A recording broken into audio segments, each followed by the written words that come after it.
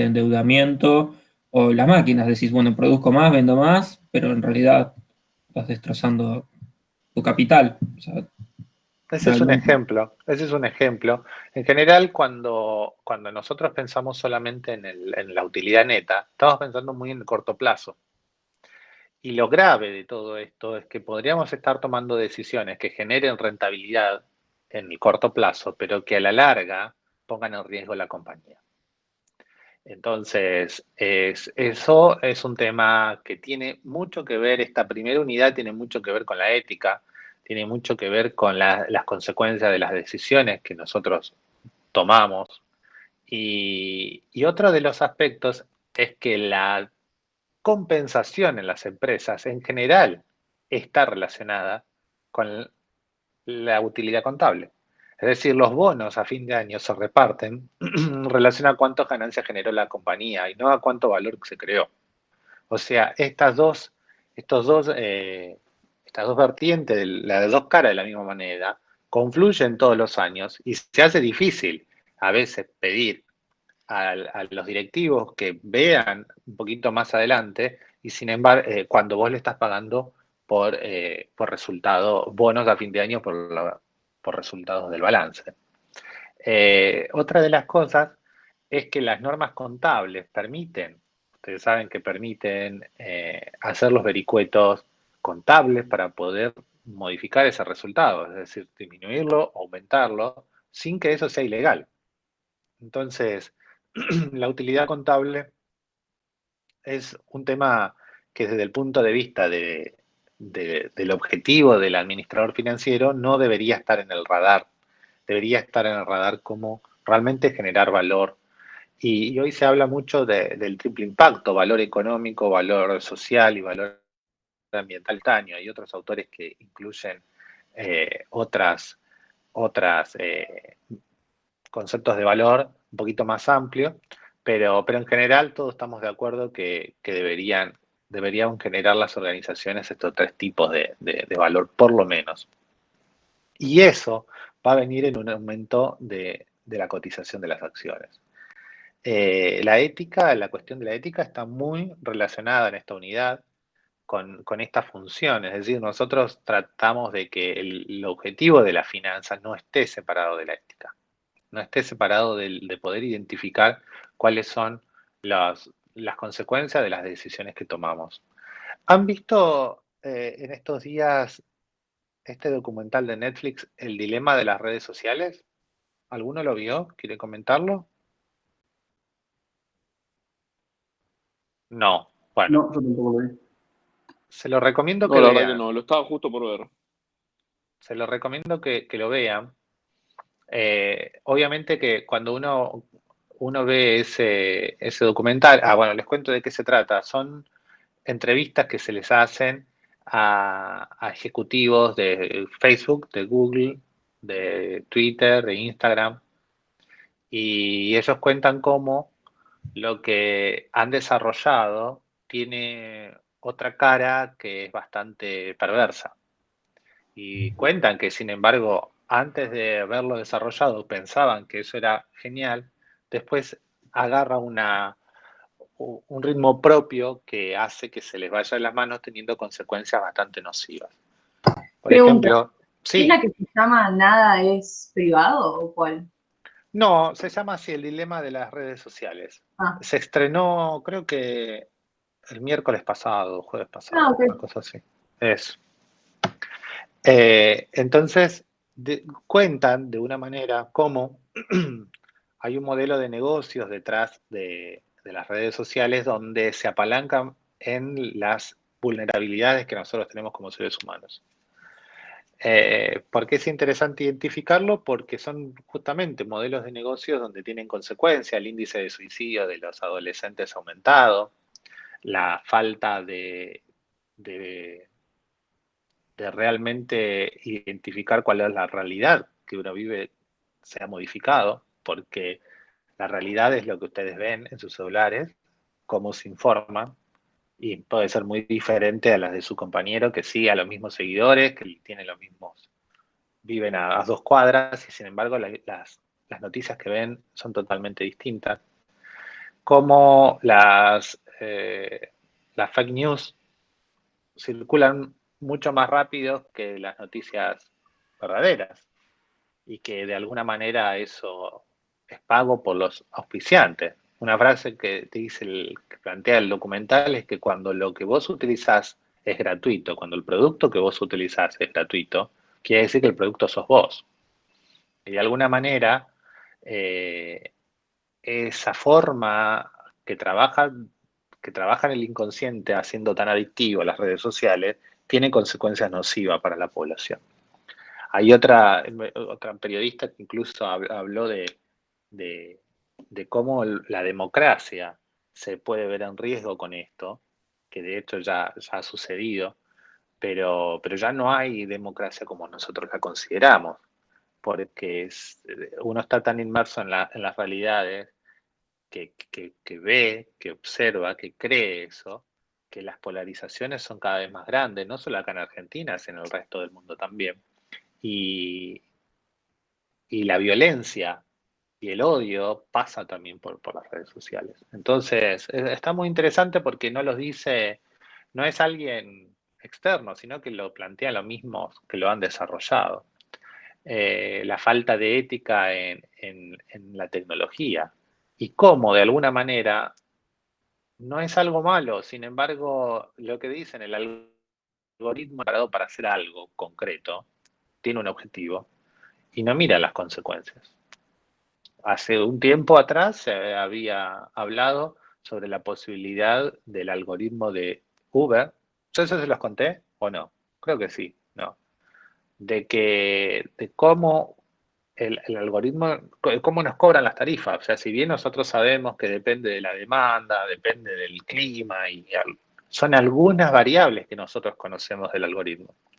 Pero, por ejemplo, había otra que se cuestionó mucho, era de la información que tenía la máquina, el algoritmo, para tomar las decisiones. Y esa información, por ejemplo, era el nivel de batería que ustedes tenían. Si ustedes tienen poca batería, no tienen opciones. Entonces van a pagar lo que les aparezca ahí. Versus alguien que está al lado, que tiene otra, más batería y paga más. Bueno, eso fue algo que se le cuestionó. Obviamente que nunca se llega a saber realmente.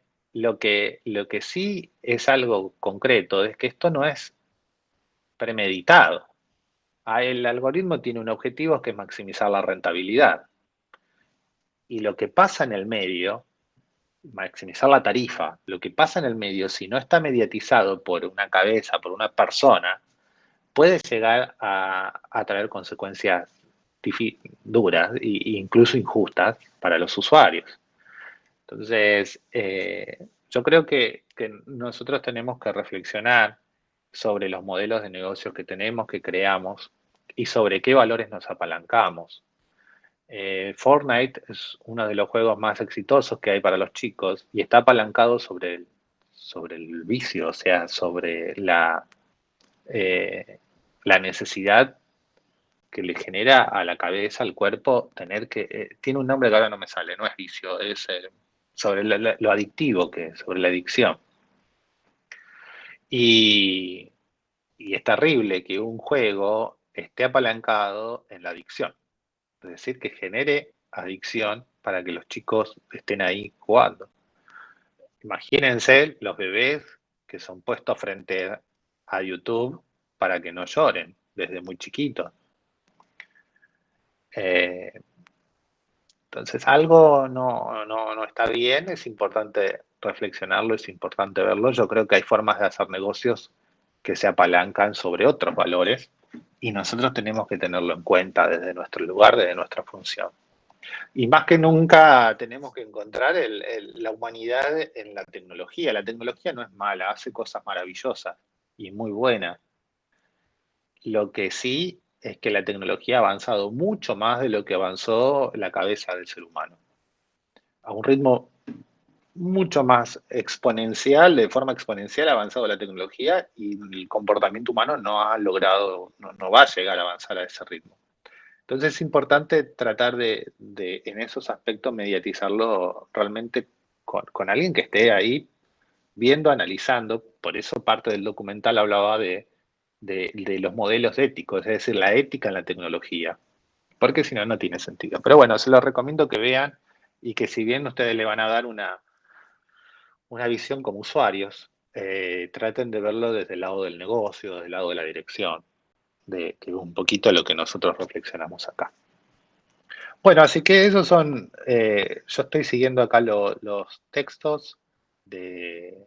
Ustedes tenían un video para ver en esa primera unidad, que es Economía al servicio de la ética, y también analizan, hay otro texto de brechas éticas en las finanzas, es decir, ese lugar donde nos ubicamos con nuestras decisiones, donde hacemos las cosas que no están prohibidas, pero que de alguna manera tienen una consecuencia negativa en nuestros clientes, nuestros usuarios o en la sociedad. Y ahí está la brecha, ¿no? Entre eso permitido o prohibido y lo que nosotros hacemos sin analizar esas consecuencias. Y después, bueno, trabajamos sobre el cálculo financiero, ¿correcto? Con el cálculo financiero, a ver, acá hay una pizarra. No, no. Bueno,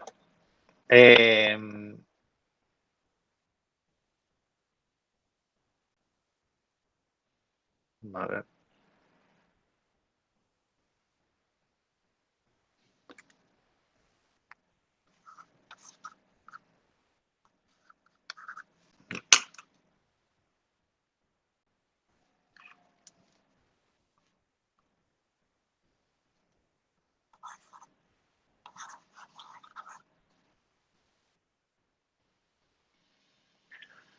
Bueno, con el cálculo financiero ustedes tienen que conocer o saber cómo actualizar y capitalizar un valor individual. ¿Cómo lo harían? Actualizar, capitalizar un valor individual.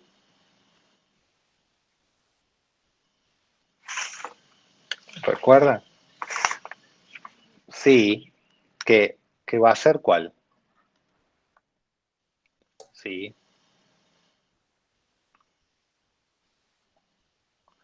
bien. Y uno más la tasa de interés elevado a la n, ¿no? Al tiempo, Sí. al periodo. Correcto. Y después, de esa manera, fueron actualizando y capitalizando. Y después tienen que saber actualizar o capitalizar una renta constante. ¿Recuerda cómo lo hacían?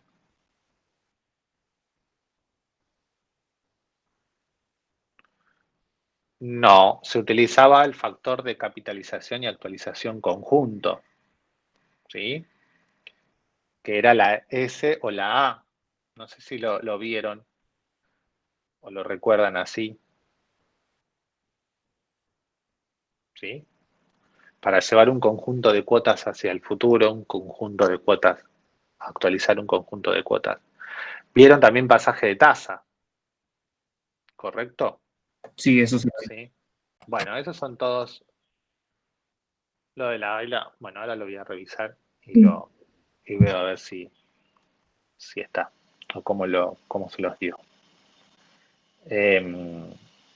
Otra de las cosas que ustedes tienen que tener en claro para el examen son las características de los sistemas de préstamos, ¿sí? Las primeras características de cada uno. ¿Algunos se acuerdan los sistemas de préstamos que Digamos, hemos trabajado? el alemán, El estadounidense. americano, alemán Ah, sí, y y el francés. el francés. ¿Y qué característica tenía el francés, por ejemplo? Yo le estoy dando preguntas de exámenes, ¿no? Así, piensen ustedes que son cortitas. En el francés los intereses son periódicos sobre el saldo, la cuota Ajá. de amortización de capital periódica, ¿Qué significa que sea sobre el saldo? que se va a Bueno, ir restando y es sobre eso que va quedando. Claro, o sea, vos pediste 10.000 pesos, que ese va a ser tu capital, y los intereses se van a calcular sobre lo que debes del capital. O sea que al momento 0 vas a deber sobre el 100%. Pero al momento 1, o sea, cuando pagás la primera cuota, vos capaz que pagaste algo de capital, no sé, pagaste $1. Entonces el interés que queda se va a calcular sobre los 99 que faltan. Bien. ¿Qué otra característica había del Del francés. francés? La cuota total es constante. Ujú. Eso es una característica importante, la cuota es constante, es decir, no va a cambiar a lo largo de todo el periodo. ¿Qué más? La cuota de amortización de capital es periódica. Sí. Y el capital es, Pablo, Pablo se siente mucho el ruido cuando... la amortización de capital, ¿es creciente, decreciente o constante? ¿Sí? Es decir, ¿cómo vas pagando capital?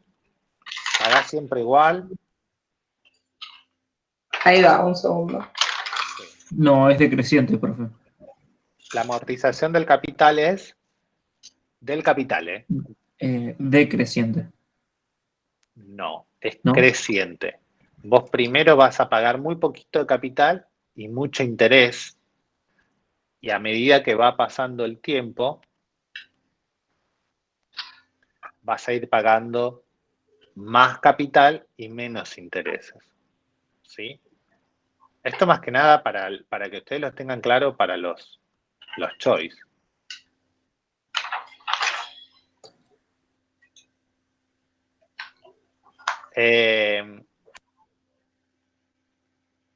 Sí, estoy viendo que vieron ustedes lo de las rentas. Sí, ahí lo Lo encontré. de la A Lo de la- y lo de la S. ¿Sí?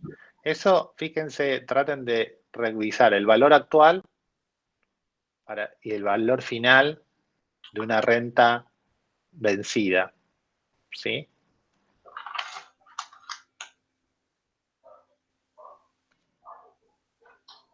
¿Correcto? Está en Sí, la clase la S 4 es de del cálculo valor final. financiero. sí, sí. Claro, Me lo pero, encontré. ¿sí? La A es la actualización. A de actualización, es decir, el valor actual de una renta. Y la S Es es el el valor valor final. final. ¿Sí?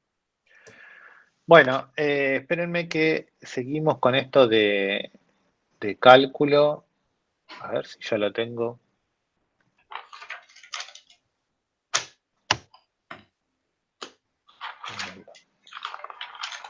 Bueno, ¿qué otras características tenía el francés?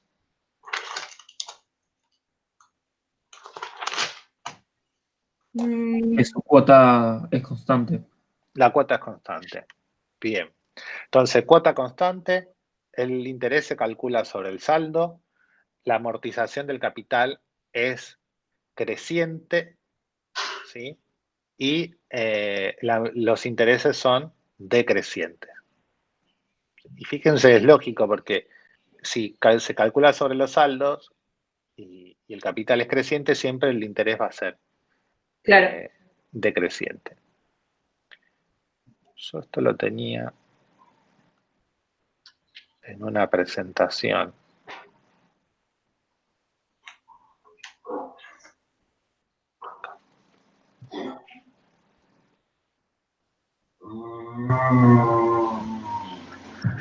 ¿Qué otro sistema de amortización tenían? El alemán. El alemán. ¿Y qué características recuerdan de eso? Se pagan los intereses periódicamente sobre los saldos. Bien, entonces, Entonces, las cuotas, ¿cómo van a ser? decrecientes. Bien, acá lo encontré. Espérenme que les comparto la pantalla.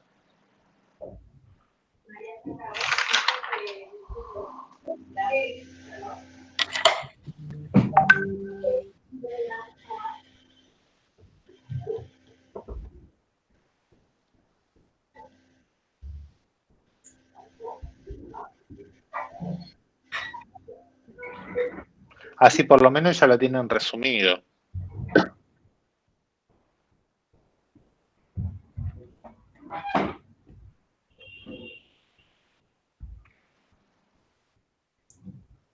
¿Se ve ahí?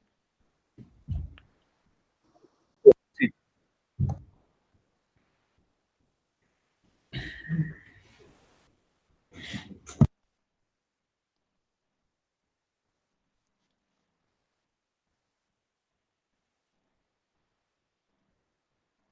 Fíjense que lo que habíamos hablado del francés, la cuota era constante, la amortización del capital creciente y los intereses decreciente. ¿Sí? Fíjense el gráfico cómo aparece, qué forma tiene. En el caso, este es un caso de un préstamo de 5.000 pesos en 12 cuotas.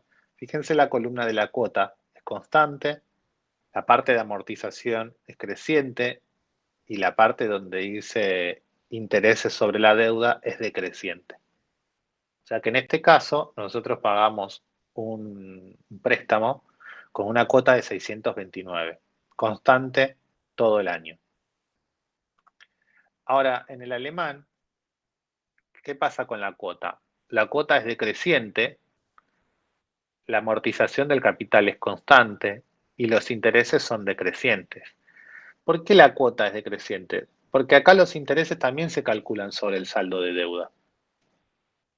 Entonces, al calcularse sobre el saldo de deuda, y yo al estar pagando una amortización constante, los intereses siempre van a ser más chicos. Entonces, esto termina haciendo que la cuota va a ser decreciente. Miren el mismo ejercicio, los 5.000 pesos en 12 cuotas, la cuota empieza en 766 y termina en 445. O sea que con este sistema de amortización, yo voy a tener las primeras cuotas un poco más altas que las que voy a pagar después. Por ejemplo, este sistema se utiliza en los planes de pago de AFIP. AFIP, cuando hace una refinanciación de las deudas, van a ver que las primeras cuotas siempre son más altas y las últimas son más pequeñas. La amortización del capital es siempre constante, de 416, y los intereses empiezan en 350 y terminan en 29 pesos. Pero siempre sobre los 5.000, o sea que fíjense cómo cambia, ¿no? Ante el mismo préstamo, acá yo empiezo con una cuota de 766 y termino en una cuota de 445, y en el francés tenía una cuota constante de 629. O sea, tengo que saber que al principio, quizás con el alemán, voy a pagar un poquito más, pero al final del plazo pago menos, y en cambio acá directamente pago 629 en el total del préstamo. Creo que la diferencia importante es, depende de ustedes qué quieren hacer. Si lo van a precancelar, si tienen la idea de precancelar el préstamo antes de las 12 cuotas, siempre es mucho más beneficioso un sistema alemán, porque la parte de devolución del capital siempre es constante, es igual. En cambio, con un sistema francés, como ustedes las primeras cuotas pagan muy poco de capital, entonces si quieren precancelar, todo lo que pagaron hasta ese momento, la gran mayoría, es todo intereses. Y después tienen el sistema de amortización americano, con la cuota que es constante, salvo la última, donde se paga la amortización del capital. O sea, en el sistema americano ustedes van pagando intereses todos los meses y al final pagan los intereses y devuelven todo el préstamo junto. Esto es un sistema de amortización que sirve y que se utiliza mucho en los préstamos para inversión de capital. Es decir, ustedes van a sacar un préstamo para una máquina productiva, para hacer algún tipo de ampliación, donde en principio hasta que eso se ponga en marcha van a pagar solamente los intereses, pero se comprometen a que dentro de un tiempo pagan todo el dinero junto. Para aquellos que utilizan el crédito para la producción, esto es muy importante, es muy bueno. Lo que sí tiene el riesgo de que llegado a la última cuota, tienen que pagar el total del capital. Fíjense que para los mismos 5.000 pesos, ya la cuota es de 350, casi la mitad que los sistemas de préstamos anteriores. Pero la última son 5.350. Es decir, en la última se paga todo. ¿Sí? Técnicamente o financieramente, los sistemas son homogéneos. Es decir, que independientemente qué sistema utilicen uno u otro, cuando ustedes hacen el valor actual del préstamo, le tienen que dar los mismos 5.000 pesos. Si nosotros hacemos el valor actual de los 629, que era la cuota del sistema francés, fíjense abajo a la izquierda, figuran 5.000 pesos. Si hacen el valor actual del alemán, con las cuotas que son variables, que van decreciendo, llegamos a los mismos 5.000 pesos. Y si agarramos el sistema americano, con las cuotas que nos dio 350 y los actualizamos, me vuelven a dar los 5.000 pesos. O sea que estos son sistemas homogéneos. ¿Qué significa? Que financieramente no va a modificar que yo elija uno u otro sistema de préstamo. Financieramente va a ser lo mismo. Nada más que estos sistemas nos ayudan a ver cómo lo vamos a pagar en relación a nuestras necesidades particulares. Pero sí es algo que tienen que saber, son las características de esos sistemas. ¿Sí? Entonces, bueno, ya les dije lo que iría o lo importante de cálculo es capitalización, actualización de un valor individual, que eso lo vamos a hacer por interés compuesto, y capitalización y actualización de una renta constante vencida, que lo vamos a hacer con el factor de capitalización conjunto y el factor de actualización conjunto, y el pasaje de tasas, que también veo que lo vieron acá, que era pasar de una tasa nominal a una tasa efectiva, periódicas, anuales, subperiódicas, ¿correcto? Bueno, ¿qué más? ¿Qué más hemos trabajado? ¿Qué más han trabajado? Déjenme que yo estoy continuando. Análisis financiero, bueno, esto ya hemos hablado un poquito del análisis financiero. Sigan el material que vieron en clase, están los textos. Yo si algo le tengo que recomendar de acá es que no dejen de analizar DuPont. ¿Recuerdan DuPont? ¿En qué consistía?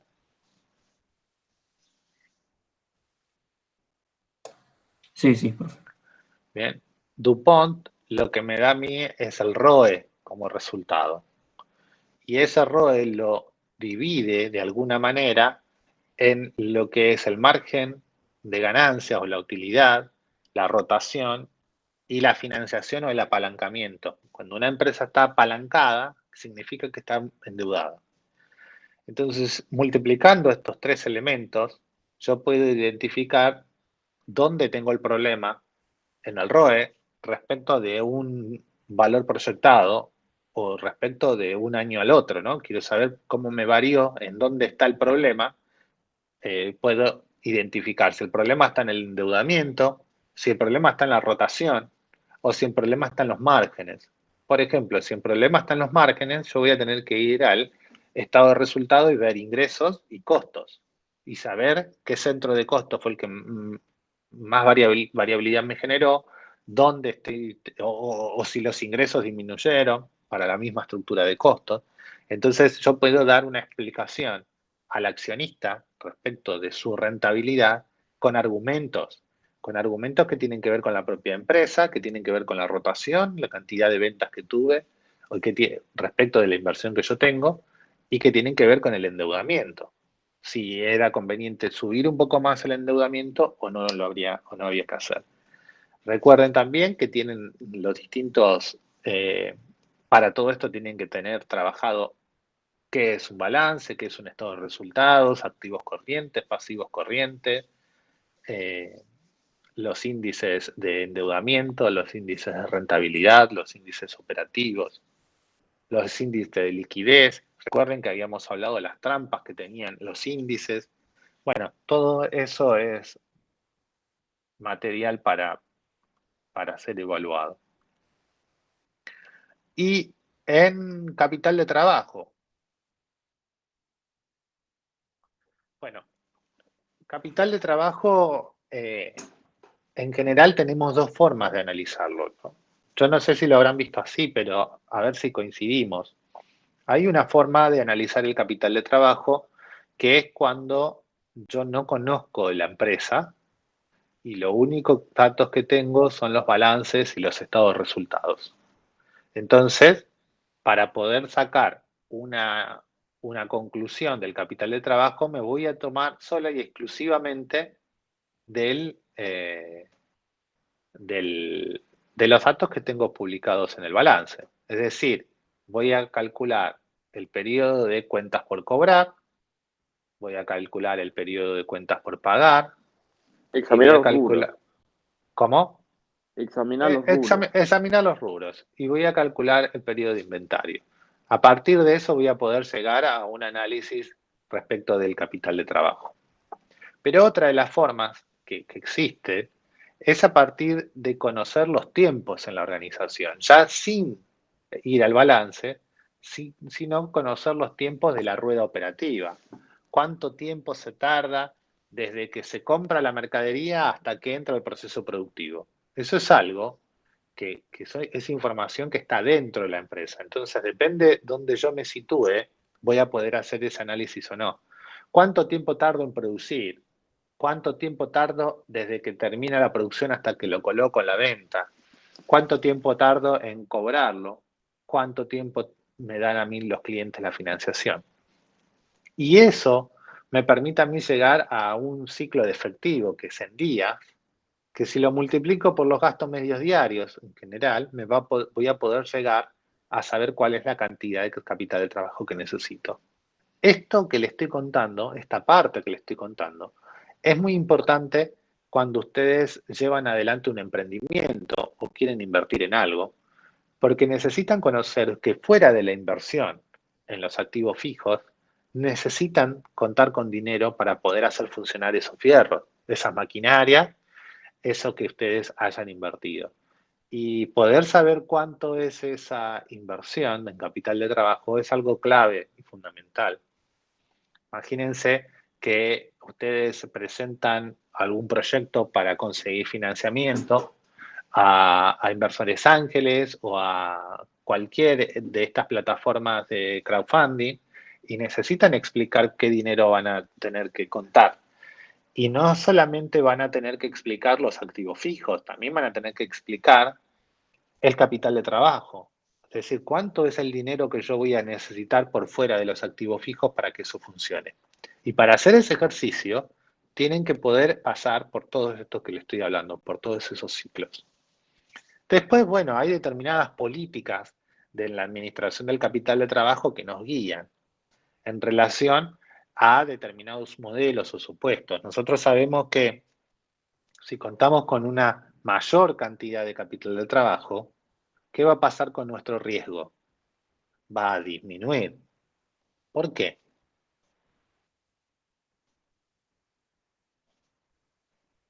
Porque si yo tengo mayor capital de trabajo, el riesgo disminuye.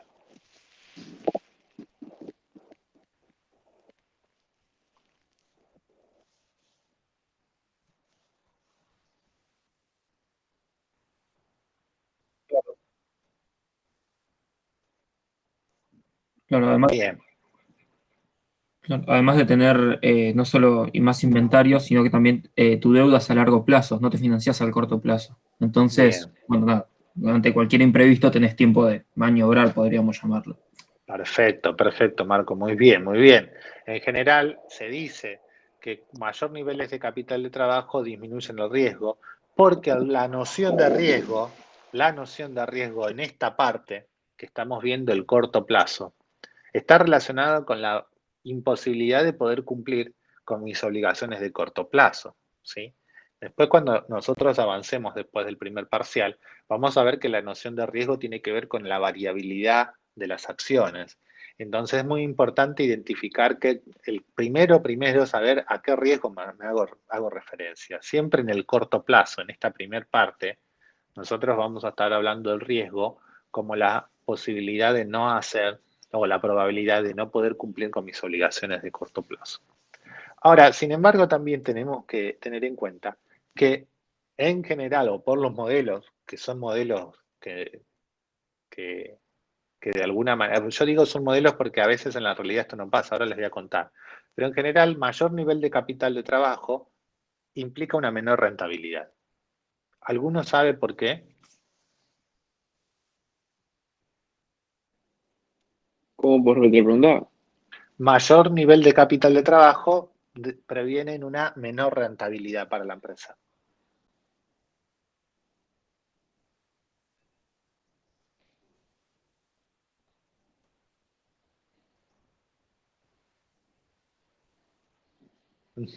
Es correcto eso, pero independientemente de una política moderada o una agresiva, ejemplo, en una política moderada, vos vas a tener, o conservadora, vas a tener niveles de capital de trabajo alto. Ahora, ¿qué pasa? ¿Cuál es la relación entre el capital de trabajo y la rentabilidad? ¿Por qué mucho capital de trabajo va a implicar una menor rentabilidad, independientemente de la economía? Porque con la economía empiezan las salvedades, ¿no? Pero Porque si vos tenés que mantener un alto nivel de inventario y un alto nivel de disponibilidades, son activos de la empresa que no se derivan a la utilidad. Entonces, bien, una parte de costos tiene que ver, sí, ¿qué más? ¿Qué componentes teníamos en el capital de trabajo? Así, a grandes rasgos. Algunos que se acuerden. Caja. Caja y bancos, cuentas a cobrar y Cuentas a cobrar. Inventario. Inventario. Bueno, imagínense que yo tengo en la cuenta corriente 100.000 millones de pesos. Que no necesito esa cantidad. Muy bien, Pablo, muy bien. Es plata que tenés inmovilizada. Si yo tengo mucha materia prima que no la utilizo en el proceso productivo, la tengo plata parada ahí. Déjenme que con eso va a haber una salvedad, pero en principio tengo plata parada ahí. Si yo tengo inventario, vendo perfume y tengo 5, 10, 15 tubitos de perfume y vendo solamente 2 por año, tengo mucha plata parada. ¿Qué es lo que dice la teoría de la finanza? Es plata, dinero parado que vos podrías estar poniéndolo a trabajar a una tasa de rentabilidad mayor en el mercado. O sea, siempre por el modelo, esta relación entre mucho capital de trabajo va a devenir dado en una disminución de la rentabilidad. ¿Pasa eso así? No siempre. Y ahí entra a la bendita Argentina. Porque, ¿qué sucede? Si mis materias primas están atadas al valor dólar y yo tengo una variabilidad del tipo de cambio, al contrario, tener materia prima a lo largo del tiempo me puede venir en una mayor ganancia. Es decir, la variación del tipo de cambio puede hacer que mi rentabilidad aumente más de lo que se pierde por tener la mercadería parada ahí. Lo mismo con los productos, con el inventario. ¿Cuántas empresas hay que no están vendiendo autos? ¿Sí? Es decir, que tienen sus autos guardados ahí, el producto final, porque saben que con el paso del tiempo se va a valorizar mucho. Pero así como digo una cosa, digo otra. Hay industrias, como por ejemplo la industria de la tecnología, que no se pueden dar el lujo de hacer una cosa así, porque se renueva, se quedan obsoletas. Entonces ahí tenemos un caso donde hay pérdida de rentabilidad por tener mayor capital de trabajo. Si yo tengo insumos, chip, tecnología que se vuelven obsoletos, pierdo rentabilidad. Entonces tenemos que tener muy claro en qué negocio estamos y en qué momento económico estamos. Duroff ahí nos habla de las políticas de administración de capital de trabajo según la economía, según si estamos en recesión, o sea, si estamos parados o si hay una perspectiva de crecimiento. Cuando hay perspectiva de estabilidad o de crecimiento, uno se puede dar el lujo de ir a una política más agresiva, con menos nivel de capital de trabajo y en cambio cuando hay momentos donde no hay tanta estabilidad en la economía, ir hacia una política más conservadora, moderada. Bueno, en definitiva son modelos. Fíjense cómo me dan las puntas. Nosotros tenemos que sí saber identificar cómo nos va a pegar a la hora de tomar las decisiones en cada uno de los, de los rubros que queremos analizar. Ante un problema en la economía, fíjense, lo primero que se cae son los plazos de financiación, es decir, las cuentas por cobrar tienden a disminuir. Es decir, yo a mi cliente, en vez de darle 90 días para que me pague, le voy a ofrecer 60 o 30. Ya no te puedo financiar tanto. Porque el dinero que hay en la calle con niveles de inflación muy altos tiende a devaluarse, a depreciarse. Entonces, cuando yo lo compro, no llego a volver a mover esa rueda productiva. Y lo mismo, la pelea con los proveedores. Cuanto mayor financiación tengo, mejor es para la empresa, porque en definitiva estoy operando con la plata del otro. Piensen ustedes el poder que tienen los supermercados, el poder de compra que tienen los supermercados, que hace que manejen ellos los plazos de pago a sus clientes, de los proveedores. Tomás, ¿ibas a decir algo? No, nada. Ah, entonces, es decir, te compro a vos, sos una empresa que hace sillas, te compro a vos para poder exhibirlos en mis grandes cadenas de supermercado, pero yo elijo cuándo te voy a pagar, te elijo cómo yo te lo puedo pagar. Entonces, en definitiva, estoy financiando con la plata del otro. Pero bueno, hay empresas que lo necesitan porque eso le aseguran así su rentabilidad y también le aseguran movimiento y lo hacen.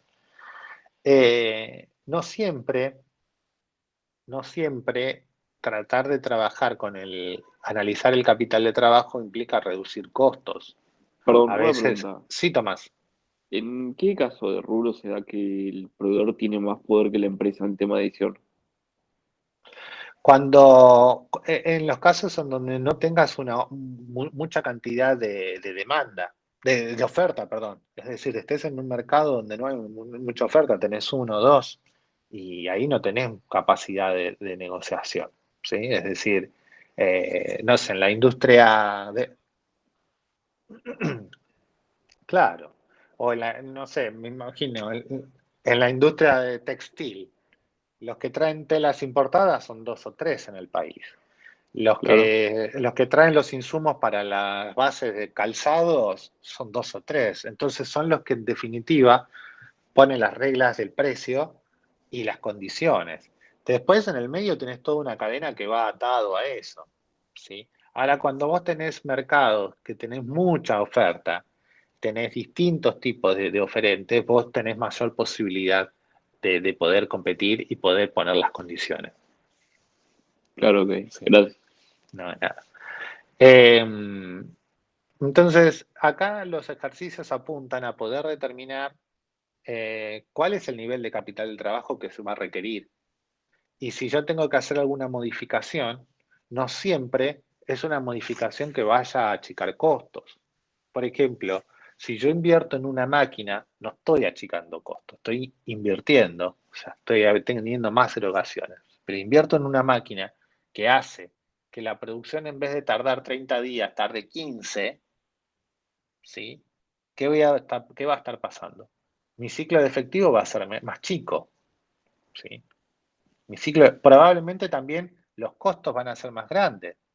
Mis gastos medios diarios quizás sean un poquito mayor, pero ese análisis de ver hasta qué punto, qué alternativas me conviene, es algo que se estudia desde este lugar. A partir de esto que estamos hablando, hay empresas que les fue muy bien y que han desarrollado una estrategia de negocio fantástico. Por ejemplo, es el caso de las computadoras Dell. Las computadoras Dell pasaron a tener, ustedes eran muy chicos, capaz que no habían nacido, pero tenían un competidor que era Compaq, y las computadoras se vendían sola y exclusivamente como en Frávega, Carbarino, ¿sí? Esas grandes tiendas.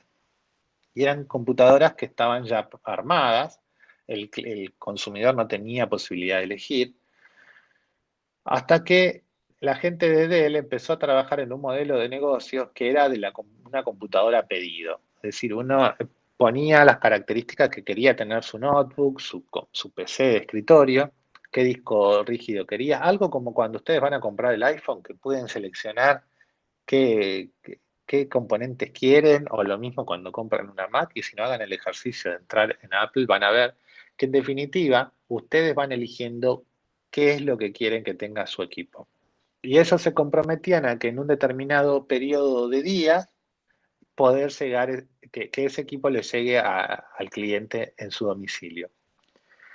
Eso hizo ganar mucha rentabilidad, y de hecho hizo Compaq, que se quedó con el modelo anterior, terminó fundida, porque encontraron la manera de no perder por obsolescencia de los insumos. Entonces trabajaron con una cadena de proveedores bien aceitada, que les permitía traer los insumos y llegar con el proceso de producción en un tiempo razonable para que el cliente lo esté esperando en su casa.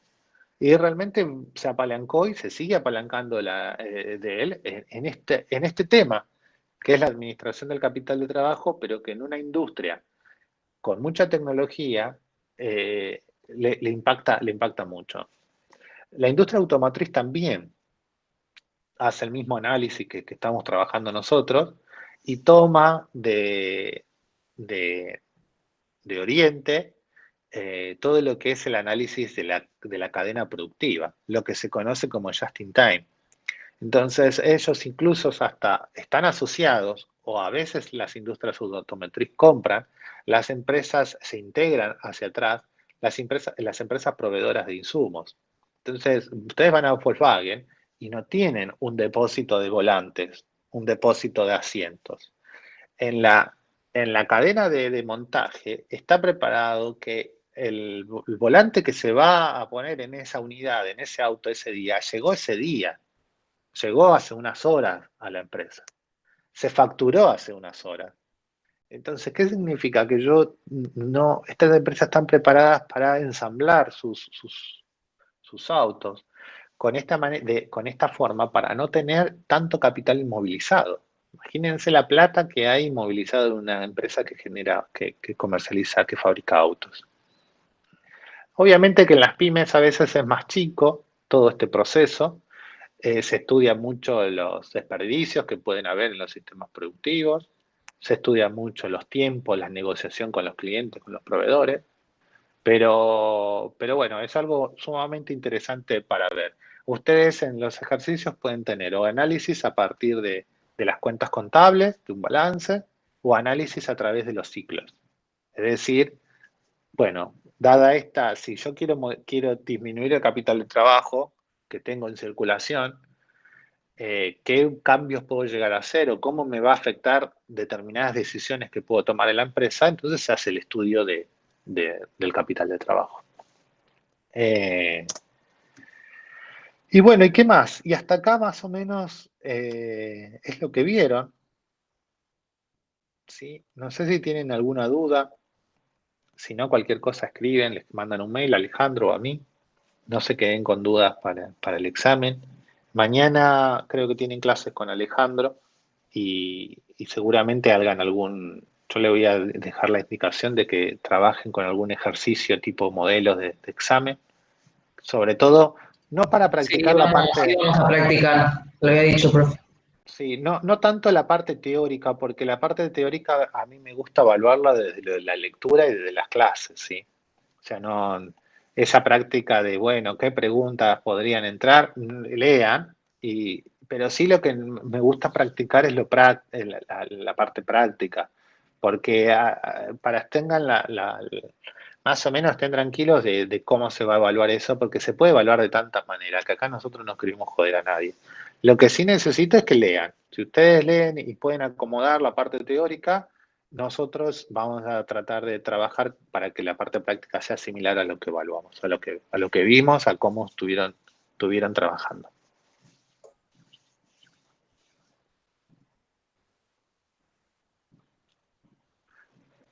Entiendo que son choice, sí. Pero bueno, imagínate que un choice te pongo, el capital decrece en este sistema de amortización y lo tenés que tener claro porque si no, no.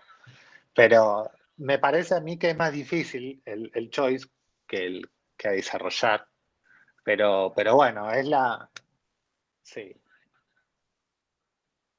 Sí, es verdad. Pero bueno, son las condiciones de la virtualidad. Pero bueno, no sé si tienen alguna otra consulta, alguna duda. Miren el video ese de Netflix, que está bueno, interesante. Y si no, bueno, cierro acá hoy. Y no Perfecto. sé si tienen alguna duda, me quedo a contestar. Yo sí tengo una duda. Sí. Si podríamos, o sea, repasar un poco lo que es análisis vertical y horizontal, que fue algo Sí. que en clase no le caché la onda y quedé medio Bien. ganado. Bueno, mira, si agarrás estas dos ideas, es muy concreto. Análisis horizontal es esto, ¿no? O sea, vos ves como que el horizonte así, de atrás para adelante.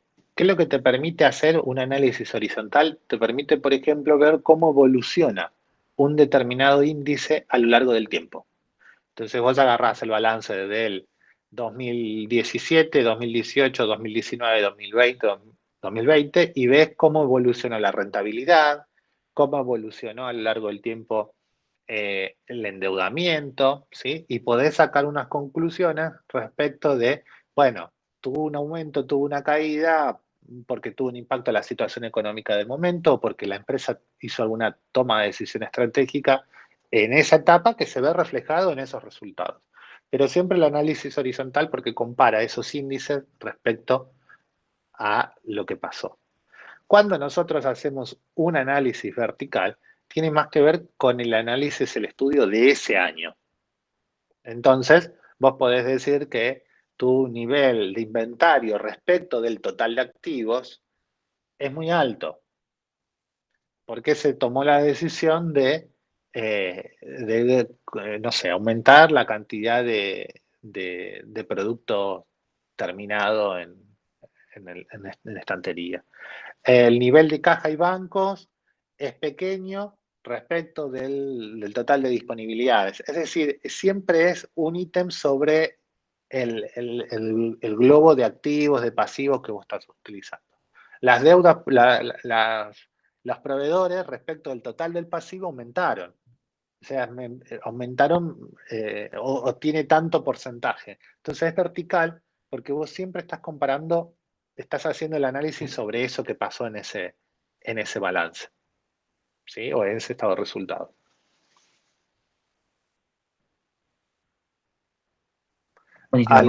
¿Alguna otra duda? ¿Alguna otra inquietud? Bueno, me escriben cualquier cosa. Le escriben a Alejandro y estén atentos al link para mañana. Y bueno, a descansar, que hoy tuvieron examen.